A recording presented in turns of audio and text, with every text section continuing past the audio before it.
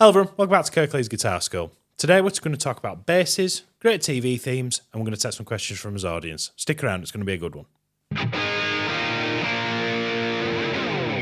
Hello everyone, welcome back to the Kirklees Guitar School Podcast, episode 15. I'm joined with my co-host, George. How you doing, George? Yeah, not so bad, James, not so bad. Every week we start the podcast asking whether we've had a rock or a roll or a stroll. Good, bad, or medium kind of week. What's yours looking like? It's been a rock. Yeah, cool. Yeah. It's 9 times out of 10, it's always a rock. You know, we get to make us living with these. We do. These planks, which is a blessing, even though some days it don't feel like it, but it absolutely is. Yeah. So I went out with. I was out with Northern Live on Saturday. Cool. I mentioned that before, yeah. Yeah. So I drove down to Rill and played at the theatre there on the seafront. It was lovely, great gig. A lot of driving. It's one of those where I kind of go, oh, North Wales isn't too far. It's just past Chester. Bit further. Just a bit. Yeah. Just a bit. So yeah, but I got home sort of, I think it was about 12:30, 1:15 that I got in. So it wasn't actually. If you're finishing off at like 10, 11, that's well, not too the bad. band finished at 10 and I like, whenever I've got a long drive home, I'm like, right, I want to be off as quick as I can. 10:15, I was leaving. Selfish. But if it's not your job to pack up, that's no, fine. well, they have a sound guy. So, yeah, always help other musicians, or at least offer, which I did, Yes. but they politely declined. But, yeah, there's a sound guy, and that's his job to pack everything up. what he gets paid threw for, the Les yeah. Paul in the boot, and I was gone. Headstock still intact? Yes, Yeah. yes. No, I behaved myself. It was good. I'm thinking about selling my 355. That's been a thing. How much on my that? mind recently. How much that? How much is that? Yeah. I'd let it go for 8, maybe. £8,000 No, if you want, 800. James. Fantastic guitar. I know Looks what you're killer. gonna say. It's really good. What are you going to say? Bigsby? Yes, but not really. The Bigsby makes it a little bit more difficult to keep in tune, but the quality of the guitar, you can't spend that. I mean, those guitars were £1,200 new. They were. You can't spend that amount of money on a guitar and it be, or really unreliable. It's okay. It holds its tune okay. I've just not bonded with it. I really like the look of it.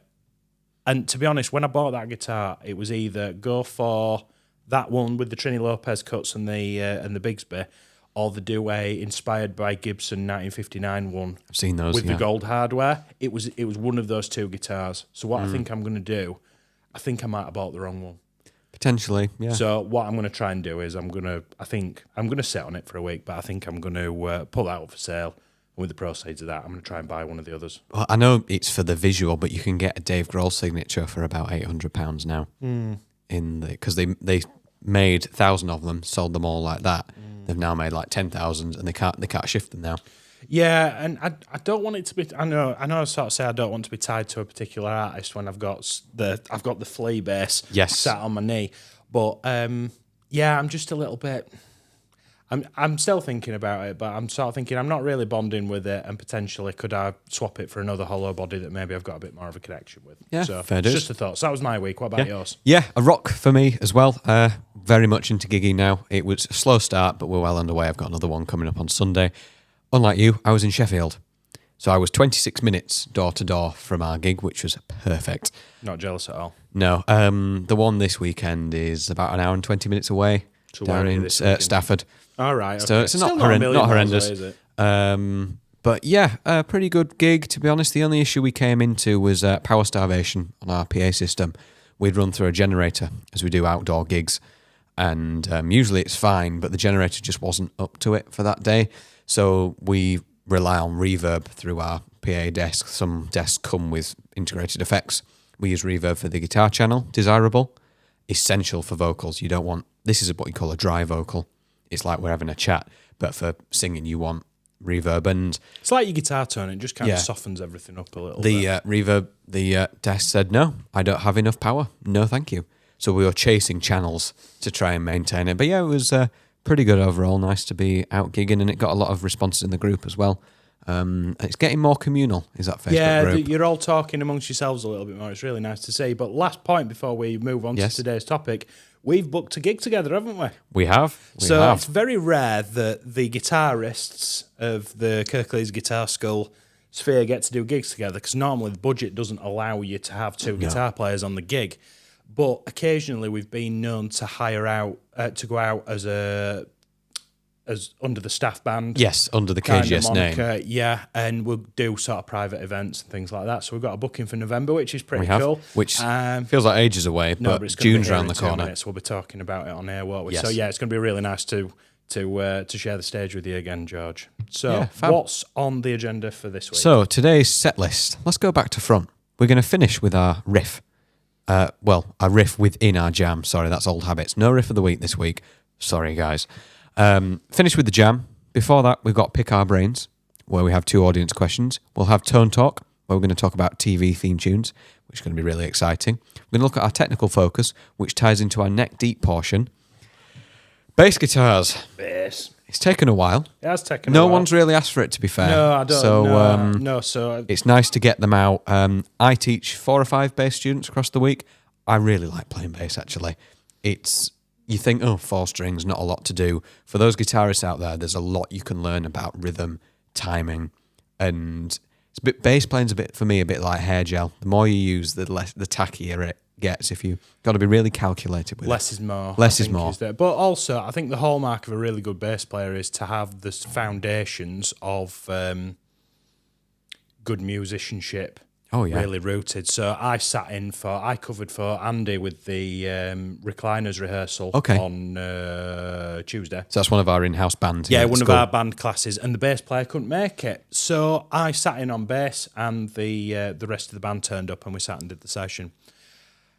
And I only get to play bass with a band maybe a couple of times a year at most, and I only teach. I think I have 2 bass students currently on the roster. I don't teach too many at the minute.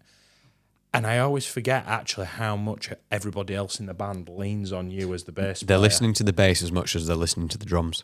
And you, the bass player and the drummer, need to work in synergy to create that foundation for us numbskulls on guitar to sort of do our sort of fancy bits. So, yeah, it gives me a whole other... And I really enjoy it because you're kind of sat in the background sort of keeping it all moving.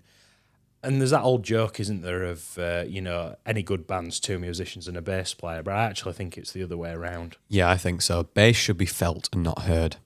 Yes. That's the way it's one of those where if you're watching a band and something's wrong and you're not quite sure what's wrong, chances are it's the bass. It's the sort of... It's the quiet ones you want to watch. That's the... Yeah, if you've ever been to a small venue, we've got some great ones near us, you want to feel the bass in your chest. Every pick is coming through. Mm-hmm. That's what you're wanting. So speaking of good bass players, well, before we look at them, let's just talk about the differences, because 99% of our group are guitarists, be that acoustic or electric. But I bet most of them have flirted with the idea of picking a bass up because it's got less strings, it must be easier. No. I take my hats off to proper bass players. I pretend. And we're going to talk about some great bass players. Yes, we will. So what have you got there? So this is my weapon of choice. This is a Fender jazz bass. It's the Flea model. Mm-hmm. So it's based on a 1961 jazz bass. And it looks like it's been kicked around the car park. Flea kicked his around the car park by the looks of it. This is a faithful recreation of his bass, right down to the sort of little scratches and everything. And it is lovely. I've had it for a long time. Funnily enough, it's a Christmas present from my wife. Best Christmas present ever. She's a keeper. I married her, so yeah, she is. Now, it's just these are called single coil pickups. Basses, just like guitars, can have single coils and humbucking pickups. Now, the 2 kind of main bass guitars that you think about, if you imagine a bass guitar, just as if you'd imagine an electric guitar, you think of a Stratocaster shape. Yes. Most people think of a precision bass. P-bass. As as sort of the archetypal bass that everybody thinks of. Yeah. The jazz bass is the sister. Yeah, I'd agree. It's kind of like your telly, I suppose. Yeah, it's almost like a Strat and a telly. A precision bass and a jazz bass is the same as that. These guitars are more renowned for playing kind of slap and funk and all that kind of business. I won't embarrass myself on the podcast. I can do it. Just I don't want to. All the bass players watching us will be. I think Car Wash, Rose Rock. Yeah. Oh, there we go. Yeah. All that kind of business. All that kind of stuff. It's got that sort of... these guitars were the first ones that came out kind of in the 70s with Parliament and Funkadelic and all those kind of like funk stuff. the role-playing jazz basses. Those single coil pickups were a little bit more snappy. So that's what I'm playing. What are you playing today? So this belongs to my brother, so thank you very much, Johnny. Now, my purple Les Paul, which gets a lot of attention because it's visually quite cool, when I bought that, I took my brother along with me as a bit of a trip out. And just as I was trying all these Les Pauls, he came around the corner with this bass in one hand and a receipt in the other hand. I went, oh, there we go. So this is I always forget the name, a Warwick bass, humbuckers on this one. It's got this really nice natural finish to it. It's almost like an IKEA table. It's quite common among basses having things as natural finishes. Yeah, no scratch play either. Personally, I hate it. Yeah, I was undecided on this one, but I was playing this last night when I should have been going to bed because it's just a really nice bass to play. We've got a really thin C profile neck. Yeah, Johnny likes to play, my brother bass player, flat wounds on a lot of his guitars. These aren't. I can't get on with flat wound bass strings. Oh, see, I love flat. It feels like you're playing rectangles. I just don't like it. But yeah, humbuckers on this. This is a passive bass, what we call passive. You get active and passive bass guitars. Passive is just like your electric guitar. Your lead completes the earth, makes the circuit. Whereas an active guitar requires a 9-volt battery. And you get a little bit of oomph. And in theory, that makes the pickups more powerful. It's more common among bass guitars than electric guitars. Electric guitars with really high outputs, like really heavy metal guitars, like Ibanez stuff, yeah, and Ibanez and stuff, will have those. But they're just more trouble than they're worth. We're not those kind of players, though, George. No, the people who in the school we have 2 bass players in bands. They both upgraded to basses that happen to have active potential, and of course the battery was fine yesterday. The battery will be fine tomorrow, but today the battery is flat for the gig, and you just lose a bit of oomph. Now most basses that have these, you can switch between active and passive. Yeah, you can. A little switch. There is a get out of jail free, isn't there? Yeah. But you can also get 5-string basses as well. Now we have, if you're unaware, we still have E, A, D, G. Just as a guitar, we're missing the B and E. But a 5-string bass has a lower B on top of the E. Yeah, if you imagine like Eddie 8 Dynamite Goodbye Eddie is the E, guitar. A, D, G, B, E for guitar.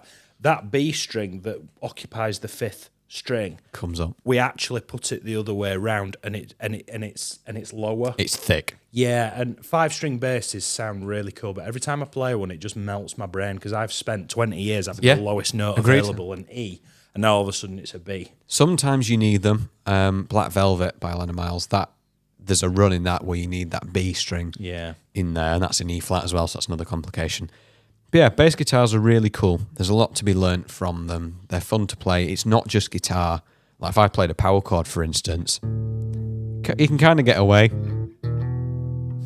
There's some stuff that sounds cool, but like if I went to play an E chord, it's just not going to work. It's very much a sort of single note at a time kind of thing. And guitarists can get so far with them with very limited kind of instruction. If you can play guitar to a reasonable standard, you'll be able to play bass a little bit. We do it at our rock camps here. We do. We share the love between the students. They instrument swap. But I find that as a really good bridge for, let's say, one of the drummers wants to have a go at something else. You can chuck them a bass, teach them 3 or 4 notes, and they kind of get a real taste for it. They've got the rhythm. It's not like you have completed bass, so you can play 3 notes, but it's like it just gives you a little bit of taste to playing a different instrument in a band, you know? Yes, and we do the instrument swap segment regularly in those sessions, don't we? And it's always a real laugh trying to get everybody to play something that they've no idea what to do. So, how does that tie into our technical focus then? So the technical, it's kind of a cop-out technical focus, but we're going to look at 2 bass players. They're not underrated, they're wildly known out there, but what they do to sound cool and why they use the bass to get that across. So do you want to start with your bass player and their techniques? I'm going to go out on a limb and say the best bass player ever to grace the earth, James Jamerson. Comment section, arise. Yeah, please do. It's all engagement. Yeah. Any kind of publicity is good publicity. So who's he playing with them? So James Jamerson was the session player for Motown, and you might not know the name, but you have definitely heard him. When people say that, you go, oh, we might have heard him. You have definitely heard Jamerson. Yep. He was in the house band. The band was called the Funk Brothers. We've talked about it on the podcast before. There's a great documentary called Standing in the Shadows of Motown that I encourage everybody to go check out because it tells you about the band, and the band are some of the best musicians that have ever been committed to tape. They were excellent. He was the bass player, renowned kind of difficult personal life that often got in the way of his bass playing, but his work was absolutely stellar.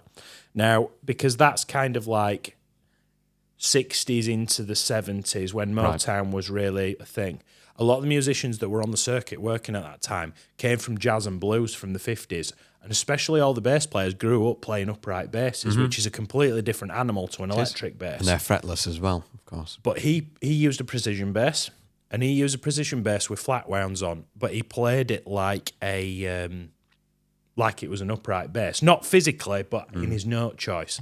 And what Jameson did that was really different to any other bass player that I've come across is at every opportunity, no matter where he was playing on the fretboard, if he had an E, a D, an E, an A, a D, or a G note, he would always play the open string, regardless of how far up the fretboard he is, which is really unusual. That is, because the octave implications to that are quite peculiar. I talk about this in my lessons a lot, guitar or bass, what octave is appropriate for where you're playing. But that's interesting. I think the best example of his work is he played bass on Ain't No Mountain High Enough by Marvin Gaye and Tammy Terrell. Yeah. Get that on a good system and listen to the bass, because I know we've just said less is more. He's really busy, but unless there's so many notes now. I'm not gonna play. Yeah, it's that descent at the first ba ba da ba da, all that. But even through the choruses, he's just weaving in and out of, like you say on like films and cartoons where somebody's weaving in and out of traffic and it's all really, really fast. That's what his bass line's doing, but it's not obtrusive, it's awesome. Some bass lines are like that. Yeah. There's some that just prop up the rest of the band, and then there's some that have their own thing. We were jamming on it, Long Train Running, the Doobie Brothers. Yeah. That takes its own Would you say that was your favourite bass line? It's not my favourite bass line, but it's fun to play. It's really fun. A little bit of that. So technique, I'm going to rest my thumb on the pickup. Now, I've got a fat humbucker. I've got lots of space. On a single coil, I've got a little bit less room. Yeah. So that's the little precursor to the verse, and then the main theme in the verse is a riff. Ooh.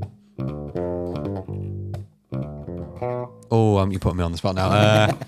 Sorry, George.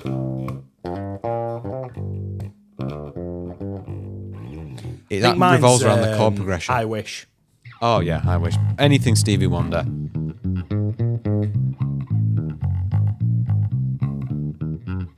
This could be the third week in a row, but that it's appeared on the podcast.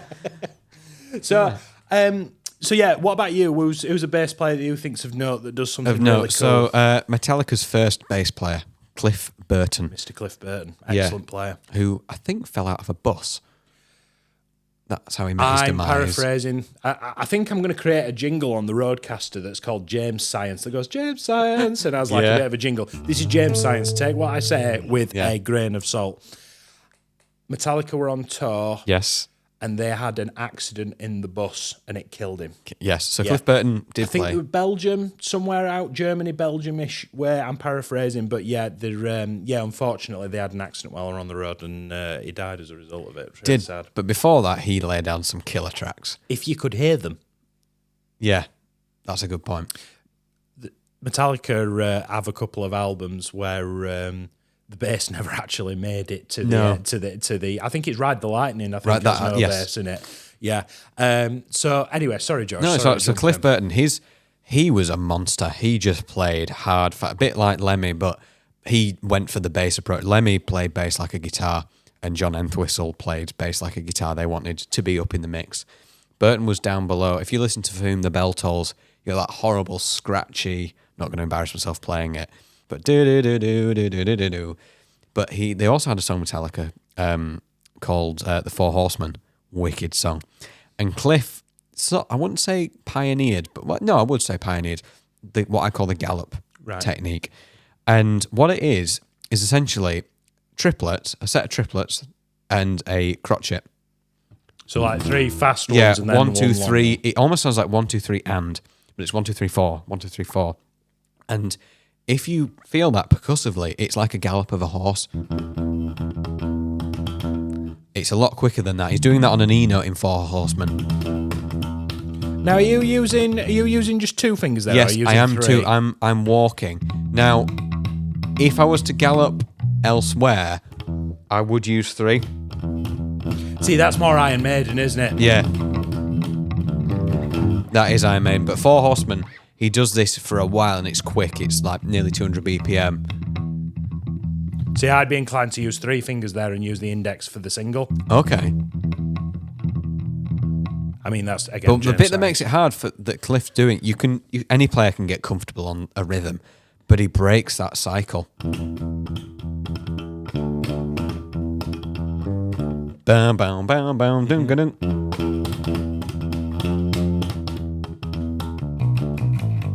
All That's that really kind of cool, stuff. isn't it? I don't know it well enough. I always look at the tab sometimes and go, yeah, I'm happy playing that.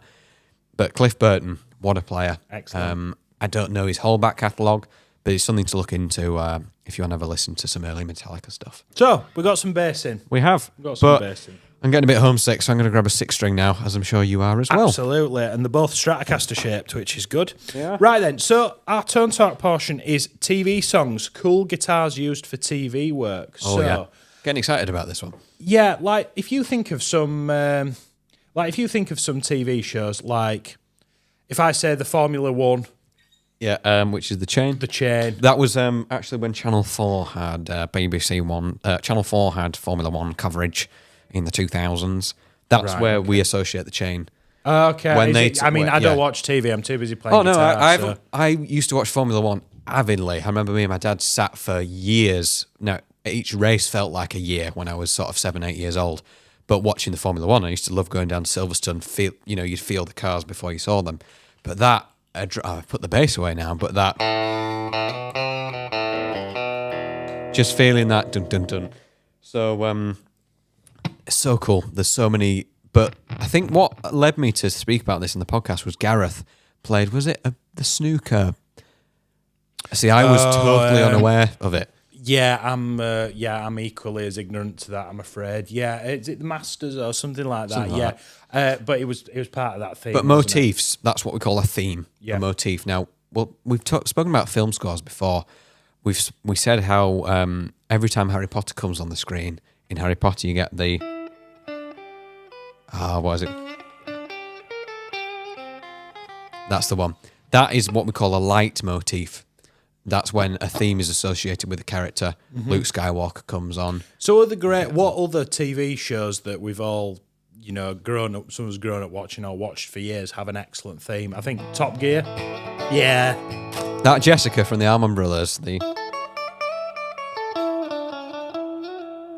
then because that's played in harmony. Yes.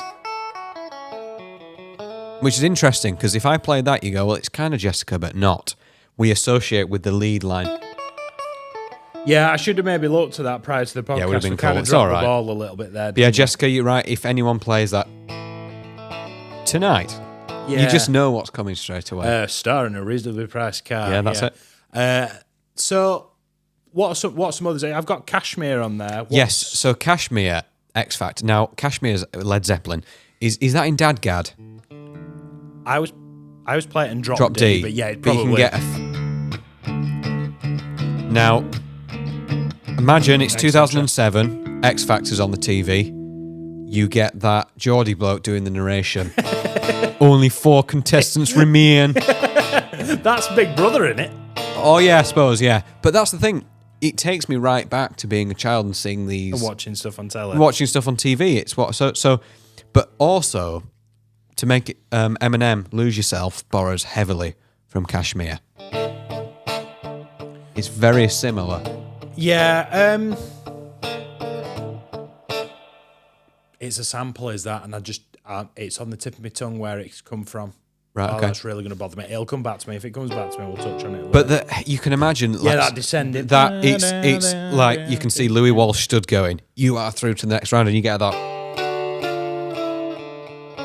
etc. Yeah, none of that resonates with me really, because I was at that point where everybody that was on telly and that's what everybody watched. I was a teenager with long hair and hated everything that wasn't Black Sabbath. So cut your life into pieces. It was your last resort. Yeah, pretty much. Yeah. So I kind of missed all that. I don't think of that TV show. I just think of Led Zeppelin and discovering those. They're the OGs with it, but the TV themes are what resonate with us. There's even Gladiators that's been back on TV now. You can. I feel like that's a little bit. Cheesy? That's a little bit different. No, it's cheesy, but kind of on purpose because they're going for that whole sort 90s of old school power ballad. Family sat watching TV on a Saturday night because that's what you do, kind of thing. What are some good films that have a great score to them? Well, there's it's within that film. The Peter Gunn from the Blues Brothers. Blues Brothers has an excellent soundtrack. Yeah. Sweet Home Chicago. That's not the theme, really, but it's it's not the theme, but it's just an extension of what we're talking about. Yeah. You know, something like anything that Quentin Tarantino's touched has always got. There's so much music I've discovered from films like Kill Bill and Reservoir Dogs that I didn't know were. I've discovered bands through hearing a song on those, on those films. What about this one?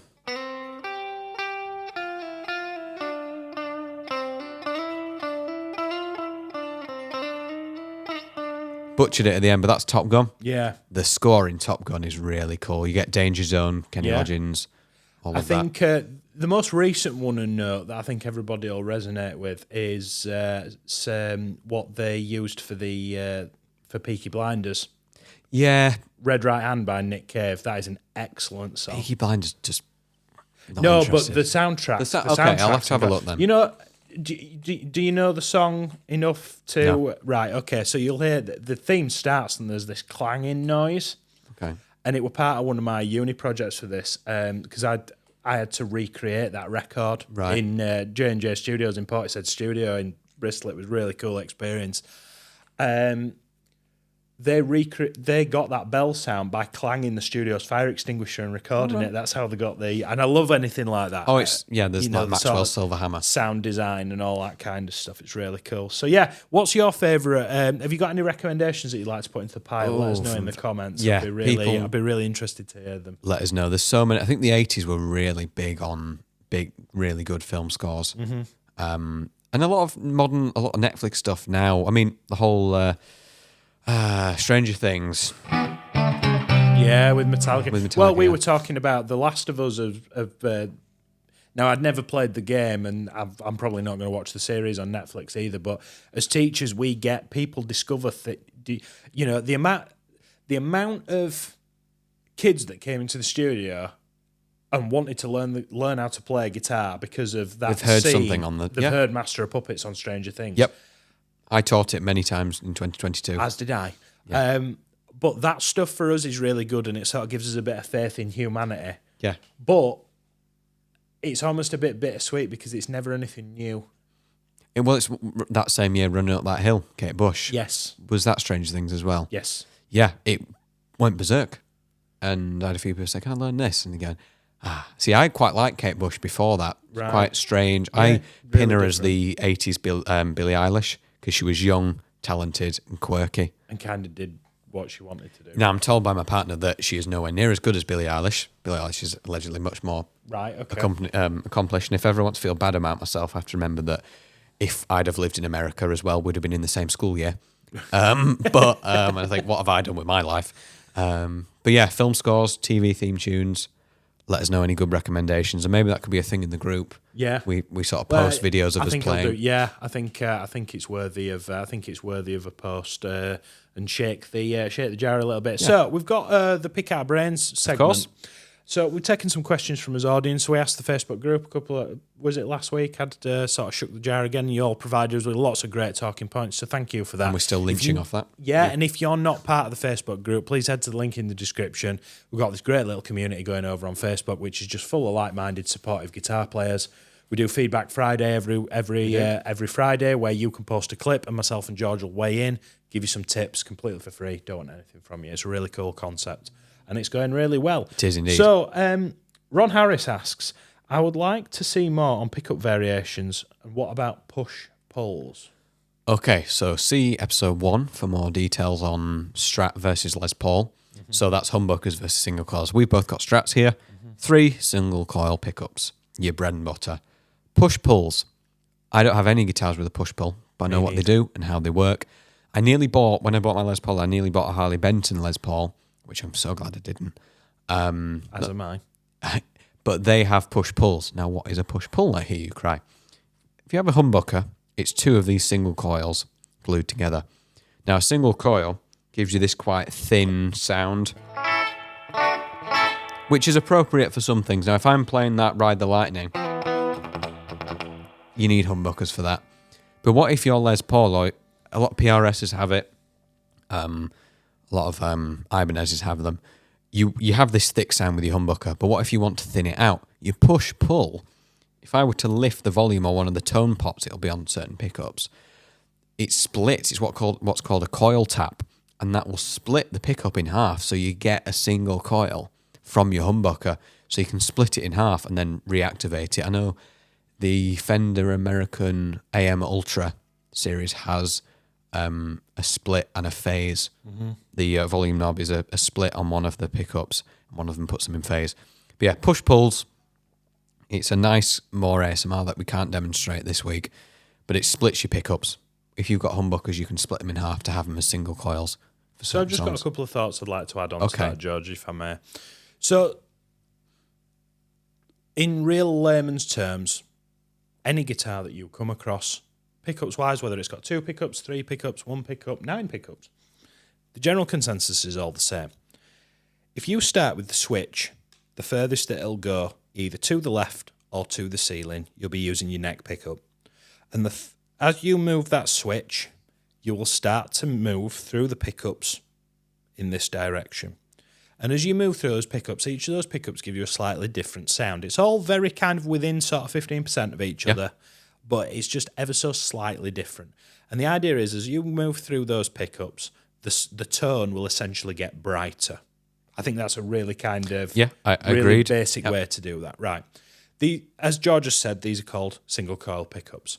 If you have a coil split or a coil tap, it's a way of turning that humbucking pickup that you see on a Les Paul into more like these Strat pickups. Well, what does that do? Well, it makes it sound a little bit weedier, which isn't thinner. A negative term. No, yeah, there are certain uses. Like we did a lot of surf stuff last week. Yeah. I'm not looking for humbuckers in that, really. Well, okay, so compare, a guitar player that's well known for using both, Mark Knopfler, Mr. Knopfler. Between Strat and Les Paul. Yeah, he'll use the Les Paul for money for nothing, and he'll use the Strat for Sultans as swing.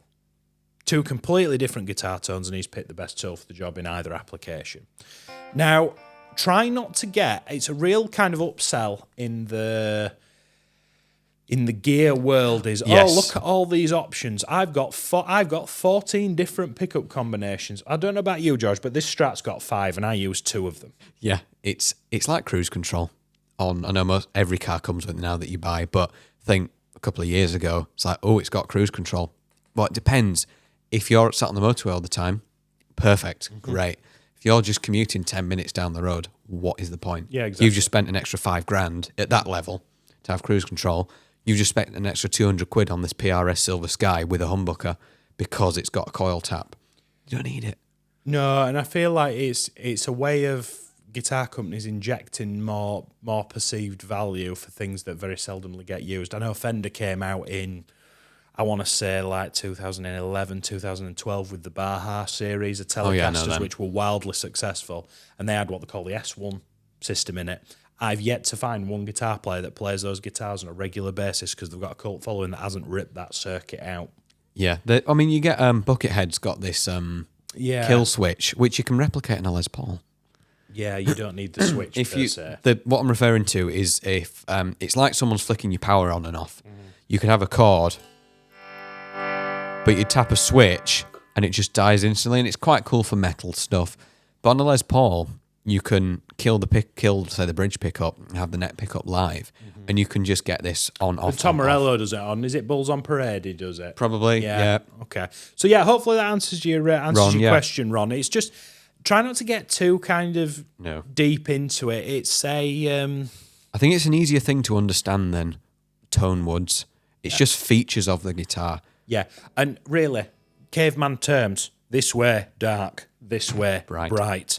Push, pull, might sound good, might not sound good. I'll always end up leaving it in anyway. I'd never use it.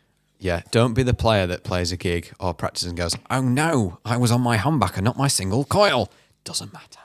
Nobody'll know. No. I was on my gig on Saturday, and I'd swapped over to the Les Paul from the Jazzmaster, And nobody noticed until like the end of the set, and they're like, "You didn't start with that guitar." Nobody had noticed. It's a cool little trick. That it's one of those. So what have we got next, Josh? Question 2. This comes from David a lot. Now David actually has one of those American Ultra tellies with that phase. And he really likes it. He loves it. I mean, it's got a really nice cutaway actually, which is the Texas T. Yeah, it's kind of like a browny black metallic color with a aluminum big guard. It's a really cool guitar, and he got it for a steal. Yeah. He stole it from this, I think it was a uni student, I'm sure you'll correct me, David, who played it for a few gigs, didn't want it anymore. He got it for less than 4 figures, and it's less than 2 years old. Wow. Yeah. You want to swap it for a 355, David?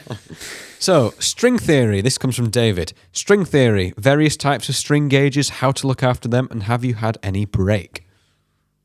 Yes, and yes, I think is the answer to that. Yeah, okay. So, strings, it's a point of contention among guitar players. You will find my general sort of approach is 10 gauge strings on everything apart from acoustics, and then I go to 12s. The reason I do that is utility. I'll have, funnily enough, we were just discussing, we're doing a bit of a group tome and order out, we're getting some strings and bits sorted. Sometimes we share on the delivery so that, instead of 2 parcels arriving, it comes in 1. See, my maths, delivery, £10. Add a telly into the mix, it's now free delivery. Yeah. So, anyway. So I've just put in an order for some strings, and it's just really easy to keep track of. If it's got pickups, it's 10 gauge strings. If it hasn't got a pickup, it's 12 gauge strings. Okay. But also those gauges and those things are really easy to find out in the wild. Say I was in Wales on Saturday doing a gig, and let's say that for some reason, I'm always way more prepared than this, but you always got to prepare for the worst. Mm-hmm. If I needed a string and I just had to go to the local music shop, which you don't know what that's going to look like, it might be the best guitar shop you've ever seen, or it might be a dusty old corner somewhere with some strings that are older than I am. I just need a 10 gauge set of electric guitar strings. I'm not that precious about it.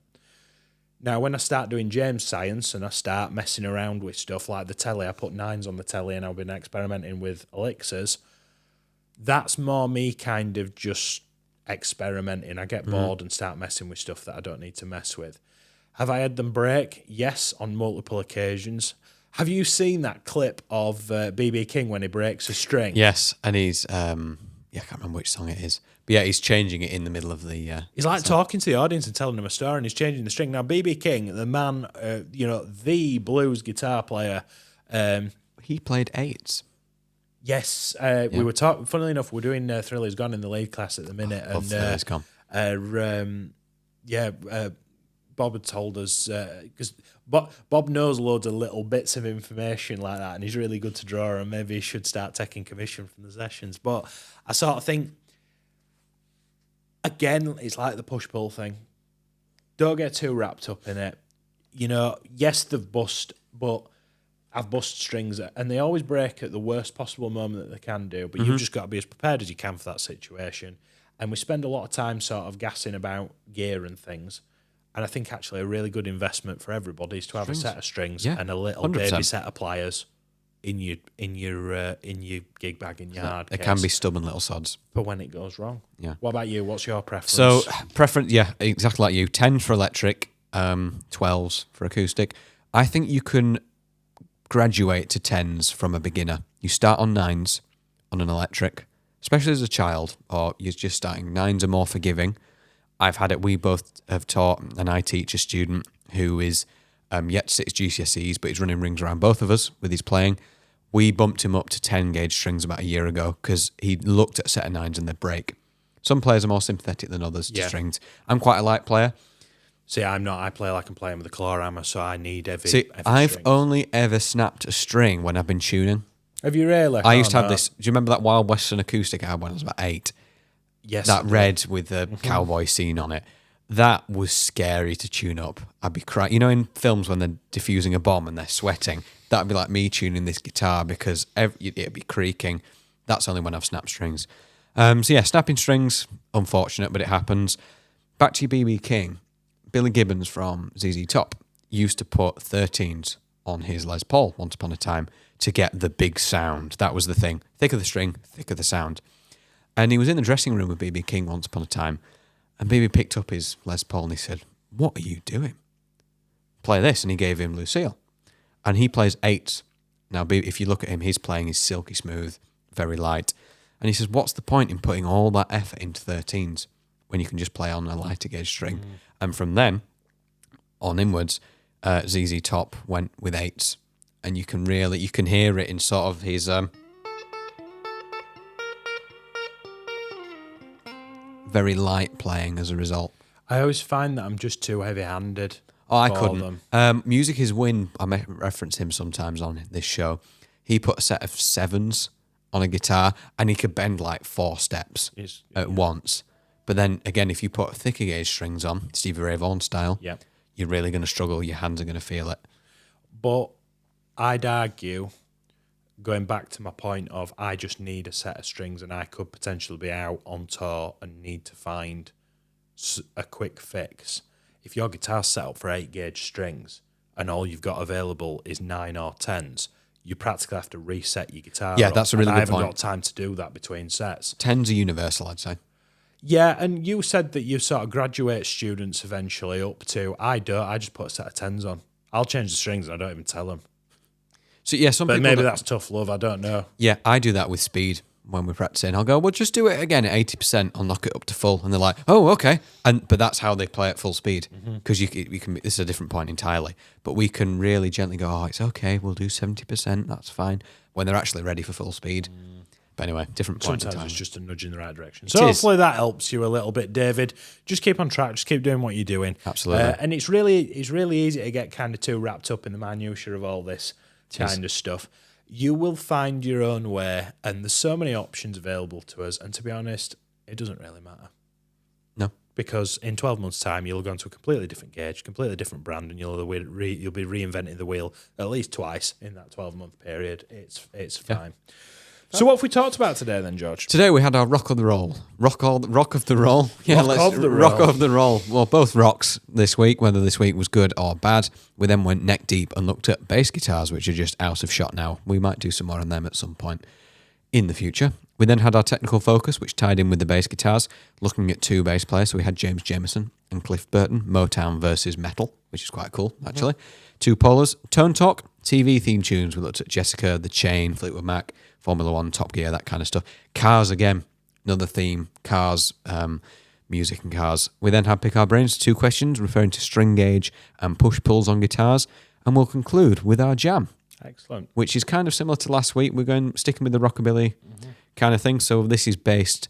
I'm not going to say what it's based off in case any lawyers are listening. Okay, but why don't you let us in the comments? Let us know in the comments. Thank you very much for watching, everybody. We'll see you next week.